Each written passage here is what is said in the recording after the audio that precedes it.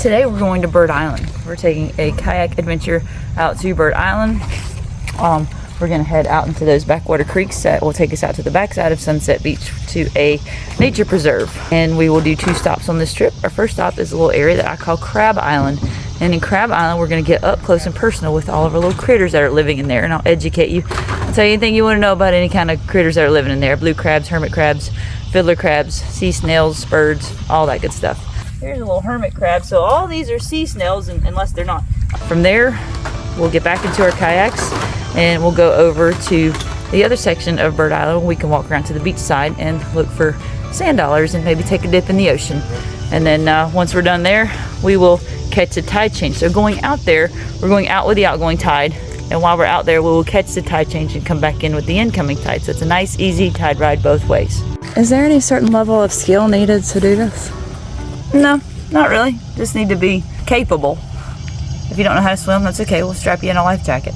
Like little kids, I take little kids all the time. They just sit in front of a tandem kayak with an adult. If you're not comfortable going on your own, there's always the option of going in a tandem kayak, like my friend Anna. How many people can you take out at once? 20 people is the maximum number I can take at once. Good morning, I'm Cari. This is Greg. We'll be your fearless leaders here today. When we're coming back in, I'm going to stop us just at the mouth of that channel over there. I'll get us in a tight group, then I'll make sure we are clear to come back across. When we come back across, I'll ask you guys just to stay back out in the water. Let me and Greg get out of our kayaks first, and we will call you out of the water individually. Let us pull you up to a good safe spot before you get out of your boat. All right, life jackets. Everybody gets one. Paddles. You all get these white Calcutta paddles. When you're holding your paddle, you want to be able to read the words on the paddle so everything's upright and readable just like this. You want to hold your paddle with your hands positioned at a shoulder width grip apart. When you're paddling your boat, bring the blade out in front of you. Have the blade perpendicular to the boat so it acts as a scoop. Bring it out front and pull back. This is a nice solid range of motion. All right. Once you get in the water and get comfortable, the idea is for it to become mindless. Best thing you can do is relax and enjoy it. The harder you work, the harder you're going to make it on yourself. But if we do see that you are paddling yourself in circles, zigzagging all over the place and not getting the hang of it, I brought a videographer along today. So she's going to video what you're doing wrong and post it to her YouTube channel for everyone to know what not to do.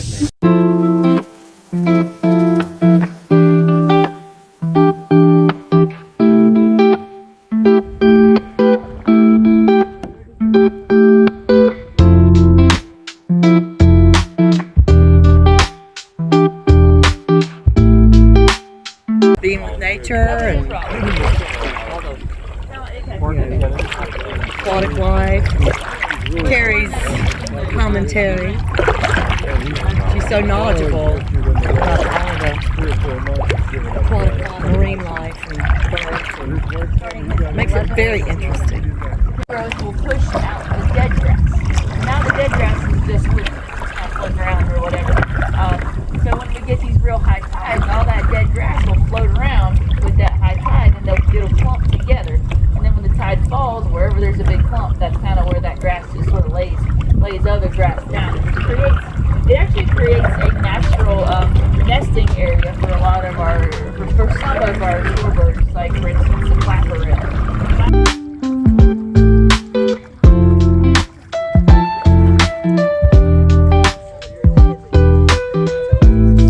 In here, what we're looking at right now, these are sea snails.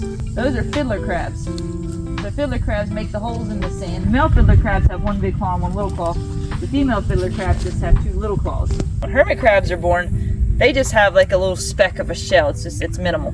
And it falls off of them early on. So when they lose their shell, they have to find a place to live. So they'll come to an area like this and find these little sea snails, and they'll eat the snail and move into their shell. Right. Got him though. He's good. There we go. Was that blue crab? This is a little blue crab. Yeah, this is a little boy. I know he's a little boy by looking at his belly. He's a little guy. He'll get much bigger. They grow fast because they continuously molt when they're little. He's ready to molt. This whole layer of his body here is called his exoskeleton. So and this top part's called his carapace. Hold her eggs on her belly right there. All right, it'll look like she's carrying an orange sponge. But that sponge can consist of anywhere from 3 to 5 million eggs. But out of all those eggs, only about 3 to 5 of them will actually make it to adulthood. So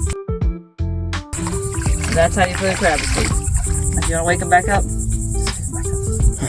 Now he's feisty again.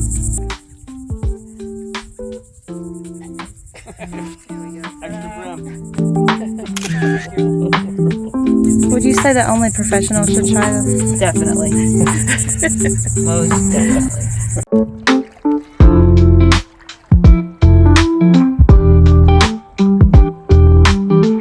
Oh, she times it perfectly with the tide, so you just cruise on the way back. Effortless. Effortless, right?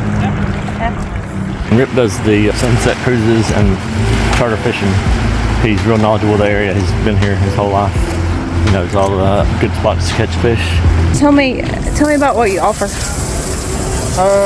We offer inshore and offshore charters. We do sunset cruises, dinner cruises, and trips to Merle's Dam, like we did today.